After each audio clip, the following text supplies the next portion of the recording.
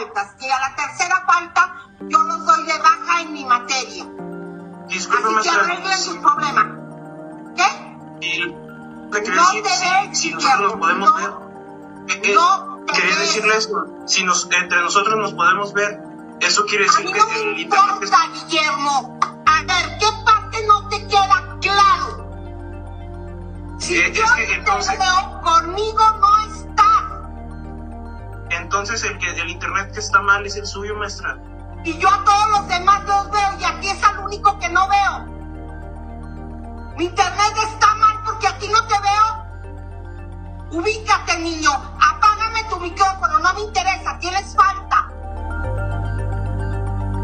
El 16 de marzo de 2020, la Secretaría de Educación Pública suspendió las clases en la mayoría de los niveles para evitar contagios de COVID-19. Al principio no parecía que fuera a ser mucho tiempo, pues cuando llegó a México la epidemia de la influenza AH1N1 en 2009, las escuelas fueron cerradas apenas unas semanas.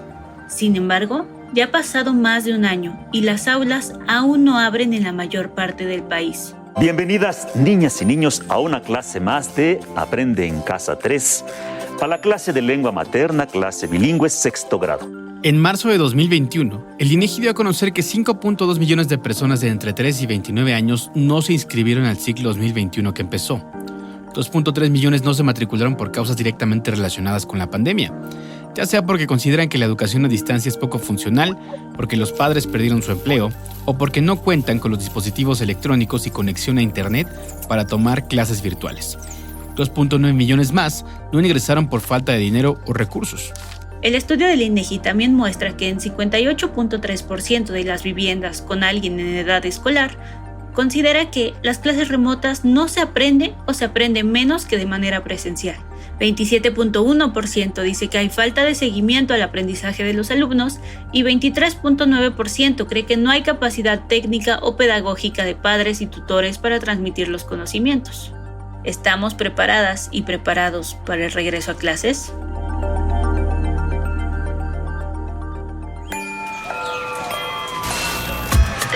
Política. Tu podcast diario para entender las noticias. Seven. Ay, ma, pero no me hagas así, ¿ok? Pues es que no le apuras, estás jugando. Es que yo estoy viendo ahí que está el papel. Yo estoy viendo lo blanco. Yo estoy viendo Ok, lo blanco. ya. Valeria habló con Ximena Chao, doctora en Psicología Educativa y coordinadora de la especialidad en Educación Socioemocional de la Universidad Iberoamericana, para comprender los retos que vendrán con el inminente regreso a clases. Recuerda que puedes escribirnos a audiocentro@radiocentro.com para sugerirnos temas que deberíamos cubrir, dudas o sugerencias que tengas de este programa. Gracias por escuchar. Yo quisiera empezar preguntándole. Hemos tenido más de un año de pandemia, los alumnos, los estudiantes han estado en casa. ¿Qué podemos esperar de un posible regreso a clases? Quiero decir, ¿cómo se reflejan las diferentes crisis que hemos vivido durante todo este tiempo en las aulas? Me parece que tocas un tema muy sensible. Efectivamente, llevamos más de ya casi un año y medio de haber entrado en proceso de confinamiento y de distanciamiento social. Llevamos un ciclo prácticamente escolar entero estudiando de manera remota, a la distancia, y la mitad del anterior, de tal suerte que de alguna manera, como bien lo mencionas, se han interrumpido, por así decirlo, las formas coloquiales, las formas normales que teníamos de convivir, de estudiar, de relacionarnos incluso al interior de la escuela. Y me parece que eso trae consigo efectivamente vivencias, experiencias, tanto académicas como emocionales y sociales, que valdrá la pena tomar en consideración en este regreso a clases presencial. Me parece que nuestros niños y niñas, nuestros jóvenes particularmente, van a regresar a clases desde una vivencia principalmente aflictiva, en tanto a lo que ha sido primero, la readaptación a la vida escolar a la distancia, pero segundo, también vivir dentro de esta condición de pandemia, vivir lo que ha sido al interior de una familia, lo que ha llevado consigo esta contingencia sanitaria, Desde el plano de la salud, por supuesto, particularmente si hubieron enfermos en casa, sobre todo si hubieron pérdidas humanas de seres queridos. Me parece que este es un tema que va a ser muy importante que estemos preparados al interior de las escuelas para recibir a nuestros estudiantes en duelo. Y finalmente, las pérdidas también materiales derivadas probablemente de la pérdida o reorganización de los empleos que se ha dado a lo largo de este periodo de contingencia. Y en ese sentido, la escuela se presenta ahora no solamente como un espacio en donde regresaremos a recuperar aprendizajes curriculares, es decir, aquellas materias, digamos, o aquellas temáticas a las que estamos acostumbrados a regresar en los periodos escolares, sino se presenta hoy como un espacio mucho más grande de acogida en términos de regresar a la conformación de comunidades de convivencia, comunidades de aprendizaje y finalmente de espacios en donde solíamos encontrarnos, solíamos reconocernos, solíamos no solamente saber quién soy yo, sino quiénes somos en conjunto. Y me parece que esto a la distancia, pues finalmente cambió y ahora que regresemos a la presencialidad, necesitaremos estar preparados para reconstruir justamente ese reencuentro en todas sus dimensiones, tanto académicas como sociales como afectivas. Luis Alberto Fernández, el titular de la Autoridad Educativa Federal de Ciudad de México, dijo que volver a clases presenciales es fundamental para mitigar la deserción escolar. Este ha sido también uno de los grandes temas. ¿Qué me puedes decir al respecto? Claro que sí, yo creo que ahí tenemos un punto muy sensible también, muy delicado, porque la deserción escolar en México no es un tema que resulta propiamente de la pandemia. Tenemos un historial ya de deserción escolar, particularmente en nuestros jóvenes de secundaria y de preparatoria. Este es un rezago que hemos venido trabajando desde la autoridad, por supuesto, educativa y desde las instituciones, de manera que podamos conservar, que podamos propiciar la permanencia escolar de jóvenes, decía yo principalmente, pero hoy en día tenemos otro tipo de deserciones. Tenemos deserciones también por falta de recursos económicos para enviar a los hijas e hijos a la escuela, y en ese sentido creo que necesitamos hacer un esfuerzo mucho más grande de retención, pero y sobre todo de apoyo, de manera que podamos garantizar la permanencia y el reingreso, que regresen nuestras niñas, niños y jóvenes a las aulas. Esto es un punto muy certero.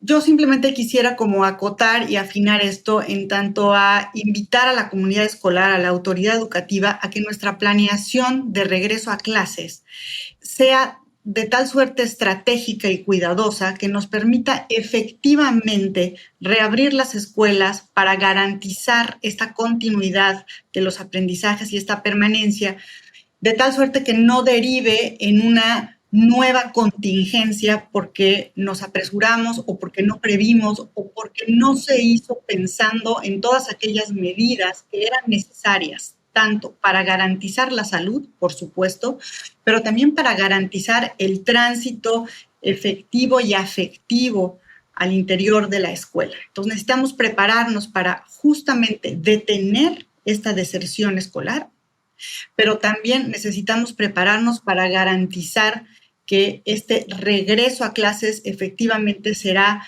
haciendo todo lo que debemos hacer para reincorporar a nuestros jóvenes a la educación escolarizada, particularmente secundaria, media superior y, por supuesto, también para recuperar a todos aquellos estudiantes del preescolar, que fue otro de los grados en donde hubo mayor deserción, de tal suerte que regresen y le vuelvan a encontrar el propósito, porque esta era una de las causas, la pérdida del propósito a esta educación a distancia, que vuelva a encontrar su propósito la escuela en la vida de nuestros estudiantes. Ya que tocas ese punto, estaba revisando que algunos países latinoamericanos como Chile o Costa Rica ya han sacado materiales mediante sus ministerios de educación, o sea, nuestros equivalentes a la SEP, para guiar en el soporte emocional a todos los actores involucrados en la educación. ¿México ya ha sacado algún material de este tipo? Me parece que estamos trabajando en ello. Se ha hecho a través de otras agencias. Por ejemplo, UNICEF ha apoyado a la Secretaría de Educación Pública en la preparación de docentes para el regreso a clases. Por ahí hay unos materiales que están a disposición, pues, tanto de las escuelas de manera directa como de las instancias e instituciones. Entonces, estamos en proceso de preparación. Lo cierto es que en la medida en la que vayamos generando este tipo de recursos y se vayan difundiendo y se vayan poniendo a la mano, no solamente de docentes, yo quiero invitar a que armemos una estrategia sistémica y una estrategia que invite también a las familias. Creo que necesitamos generar una narrativa conjunta de tal suerte que todas las acciones desemboquen pues justamente en una suerte de sinergia que nos permita una buena continuidad a partir de la reapertura. Entonces yo invitaría también a las autoridades y a todas las instancias escolares a que estos materiales que vamos recibiendo, que vamos construyendo también desde la comunidad escolar, se puedan compartir entre docentes, por supuesto, pero también con las familias y, por supuesto, en su momento, pues tendremos que entablar un diálogo con los propios estudiantes para garantizar, decíamos, por un lado, la seguridad sanitaria, pero por otro lado, este reencuentro afectivo, de saber cómo nos vamos a comunicar, cómo nos vamos a encontrar en ese espacio de aprendizaje y, sobre todo, cómo vamos a llegar en esta suerte de también generosidad emocional en tanto a saber que todos hemos pasado por momentos difíciles a lo largo de esta contingencia, que en algunos casos incluso estos momentos difíciles han llevado, decíamos, a la pérdida de seres queridos. Hay quienes estamos viviendo duelos durante este periodo y en ese sentido la escuela, la familia y eventualmente también con los estudiantes generar estrategias conjuntas que nos permitan a todas y a todos reencontrarnos de la manera no solamente más efectiva, sino también más afectiva para dar continuidad a los aprendizajes. Claro, eso es súper importante.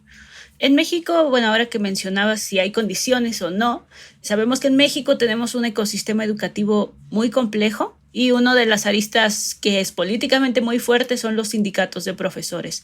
Y algunos actualmente se están oponiendo al regreso a clases precisamente porque dicen que no hay condiciones. ¿Qué deberíamos priorizar aquí?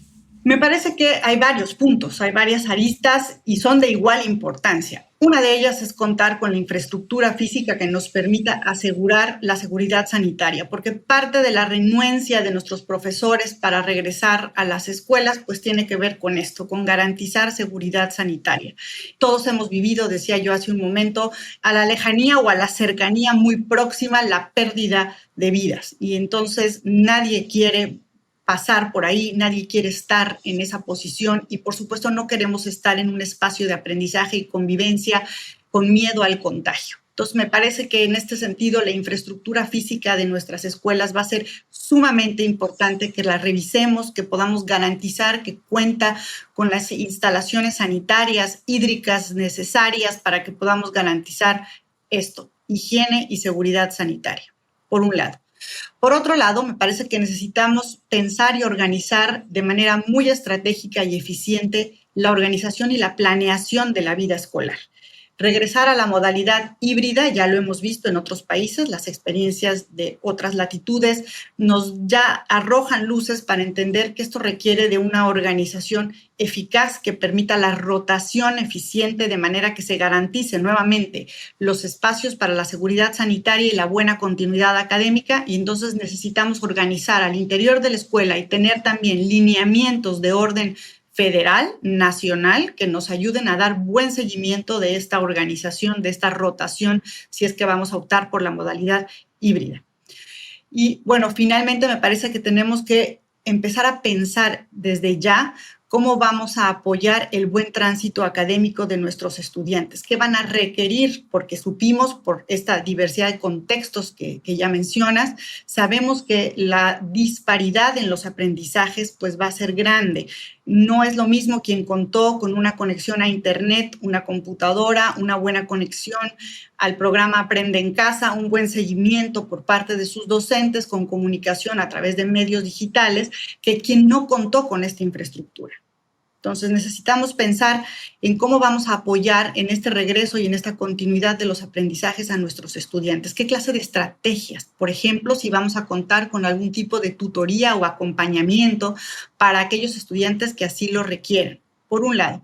Y por otro lado, ¿qué clase de estrategias vamos a tener al interior de la escuela para justamente generar un clima socioemocional propicio para que la educación siga teniendo propósito, pero también nuestros estudiantes encuentren motivación y automotivación de continuar con sus estudios y finalmente que se perciban a sí mismos y también las familias, a los estudiantes en un ambiente seguro, en un ambiente que va sobre todo a alimentar esas ganas de seguir aprendiendo dentro de un ambiente que es acogedor en el sentido afectivo, pero también receptivo en el sentido de cuidar de estas experiencias que se vivieron a lo largo de la pandemia y finalmente un ambiente seguro que garantiza el que no haya contagios, por un lado, pero también el que garantiza que nuestros estudiantes se encuentran con la atención debida para dar una buena continuidad a sus estudios. Y sobre los estudios, bueno, sabemos que la vida de muchos cambió, como bien mencionas, muchos sufrieron duelos,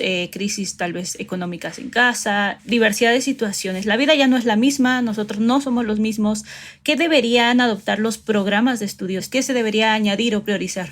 Es una pregunta muy interesante y es una pregunta compleja. Yo empezaría por invitar a la comunidad escolar, a cada una de las escuelas, porque aquí sí, cada escuela es una comunidad distinta, a que pudiéramos establecer mecanismos de evaluación diagnóstica, de valoración tanto de los aprendizajes, cómo llegan nuestros estudiantes en términos de lo que era esperado, vamos a ponerla así, en términos de aprendizajes curriculares, cómo llegan emocionalmente también a estos espacios, de tal suerte que podamos generar realmente una planeación acorde a la realidad del contexto y que no queramos partir de un abstracto o de una improvisación de ahorita llegan y vemos cómo le hacemos, sino más bien tomarnos muy en serio esta necesidad de hacer una evaluación que nos permita reconocer ahora sí la cartografía de esa ecología escolar en cada una de nuestras comunidades, para que entonces podamos planear en términos de qué es prioritario y qué es necesario recuperar en términos de los aprendizajes curriculares, en dónde,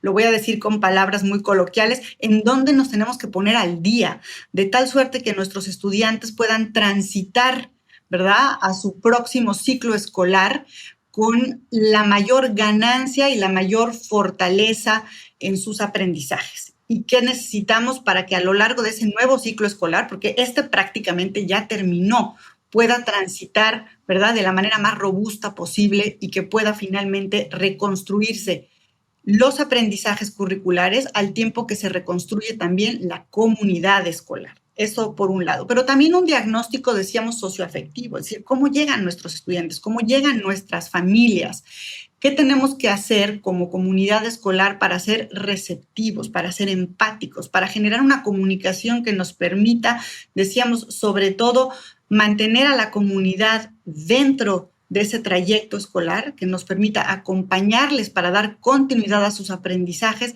pero también sabiendo que en algunos casos los procesos de duelo, por ejemplo, donde hubo pérdidas efectivamente cercanas, tomarán su tiempo para estabilizarse emocionalmente y que estos estudiantes y estas familias necesitarán de una cierta flexibilización, de un cierto monitoreo, de un cierto acompañamiento que les permita a los estudiantes regresar a la escuela con un sentimiento, decíamos, de esperanza, de motivación hacia el futuro. Y nada más para retomar la pregunta anterior, me preguntabas, ¿tendrá que ser el mismo currículo? ¿Tendría que ser los mismos aprendizajes?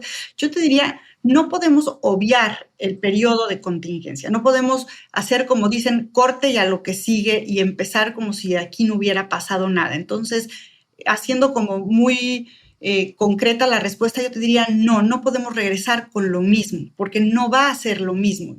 Por lo tanto, necesitamos replantear las prioridades, las necesidades y las estrategias para abordar esas necesidades desde estas prioridades. Entonces, nuestro currículo se tendrá que adaptar de alguna manera a justamente recuperar, decíamos, lo básico necesario que se requiere para transitar hacia el siguiente ciclo escolar, de manera que los estudiantes y las estudiantes puedan llevar consigo la mayor fortaleza en términos de aquellos aprendizajes que garantizan el tránsito curricular.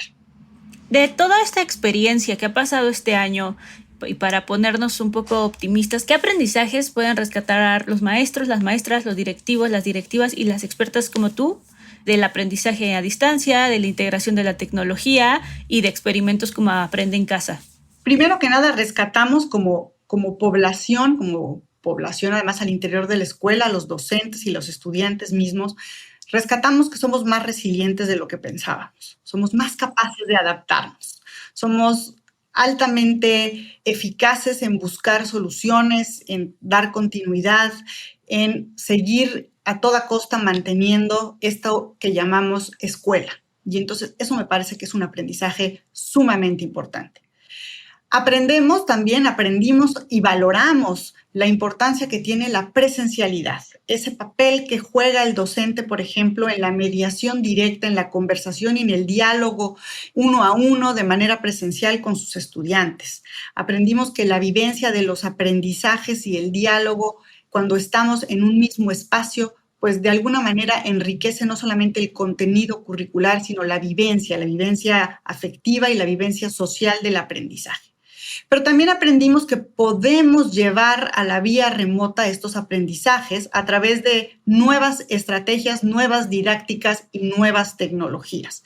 Me parece que todos tomamos un curso rápido en el uso de tecnologías para la comunicación a distancia, ¿verdad? Para muchos ya no es ajeno ni el Zoom, ni el Meet, ni toda una serie de otros dispositivos que antes quizá nos eran desconocidos. Aprendimos a usar toda serie de dispositivos que además están gratuitos en el Internet, como el Padlet, el Mentimeter y un montón de aplicaciones que nos fueron permitiendo hacer más interactivas nuestras clases, nuestras interacciones didácticas con los estudiantes. Y nuestros estudiantes aprendieron también y nos enseñaron a los docentes a que son más autónomos y mucho más capaces de autogestionar sus aprendizajes de lo que creíamos. Y me parece que eso abre un nuevo plano de diálogo pedagógico. Eso abre la posibilidad a que la escuela se vuelva mucho más activa y participativa en tanto al rol que juegan estudiantes y docentes en el proceso de enseñar y aprender. Hubimos profesores que aprendimos de nuestros estudiantes a usar las tecnologías y entonces eso también cambia un poco esta relación y esta direccionalidad de los aprendizajes. Y en ese sentido creo que estamos en un punto en el que realmente si no lo tomamos en serio esta reflexión de lo que aprendimos a lo largo de la pandemia, podríamos enriquecer muchísimo nuestros procesos educativos y nuestras interacciones en términos de los actores escolares. Me parece que a nivel, digamos, federal, a nivel de Secretaría de Educación Pública, pues aprendimos a utilizar con mayor eficacia medios que ya existían. Aprende en Casa es un legado de medios que ya existían para la impartición remota de los aprendizajes. Me parece que cobró suma relevancia el hecho de que tendrían que participar los propios docentes en el diseño de estos materiales, en la impartición de estas cápsulas educativas, a diferencia de lo que sucedía en experiencias anteriores en donde no necesariamente participaban nuestros docentes. Y aprendimos, ¿verdad?, que no basta con el medio de difusión, sino más bien dependemos en el aprendizaje de la estrategia pedagógica. No tanto de el a través de dónde aprendemos, sino cómo aprendemos a través de este medio desde el que aprendemos. Y eso creo que también nos ha dado una mirada mucho más activa, mucho más constructiva de la educación. Y bueno, finalmente creo que todos caímos en la cuenta de la importancia que tiene asegurar una infraestructura física, material para pues justamente generar una conectividad más eficiente y sobre todo más global en términos del territorio que permita pues justamente una mayor justicia social en términos de la educación y del acceso que pudiéramos tener a la educación en una situación como esta.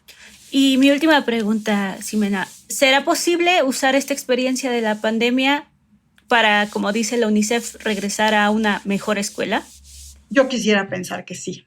Yo quisiera pensar que una situación tan catártica, además, pues con tantos meses, nadie se imaginó que esto nos iba a llevar tanto tiempo. Totalmente. Y todavía estamos en un proceso, ¿verdad?, de reanimación y de reconstrucción y la pandemia no ha acabado. Yo esto quiero dejarlo muy claro, no estamos fuera del contexto de pandemia. Hemos ido recuperando territorios, sanidad, etcétera, pero no hemos terminado. Entonces, yo quiero pensar que sí, que una experiencia como esta tiene la posibilidad de generar lo que en psicología se conoce como crecimiento postraumático. Estamos en un punto en el que si nos miramos con toda objetividad y si miramos la educación desde todo lo que hemos aprendido, todo lo que nos ha cambiado como personas, pero también como didactas, pero también como aprendices, creo que tenemos al alcance la posibilidad de repensar la escuela como tal, pero también nuestros espacios y nuestros diálogos para el aprendizaje. Te decía yo en términos de los roles, de quién enseña, quién aprende y cómo enseño y cómo aprendo, ¿no? En términos también de qué es lo más importante y necesario para asegurar la continuidad educativa, la continuidad curricular de nuestros estudiantes. Creo que eso ha cobrado también visibilidad importante. Y finalmente, el factor socioemocional. Me parece que hoy sabemos más que nunca que la escuela es un espacio donde no solo vamos a aprender acerca de temas o aspectos disciplinares, materias, por así decirlo, sino es y sobre todo un espacio para desarrollar habilidades socioafectivas y que si las trabajamos de manera intencional, entonces estaremos mucho más resilientes hacia el futuro.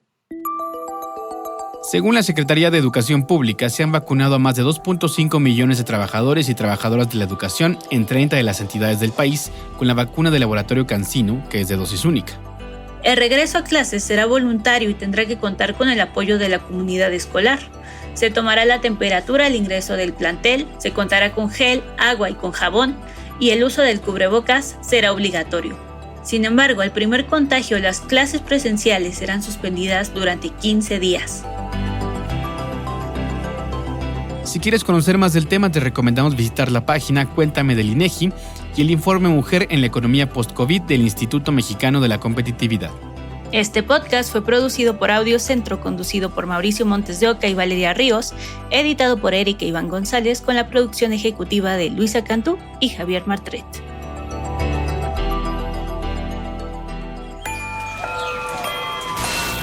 Tribu Política. Audio Centro.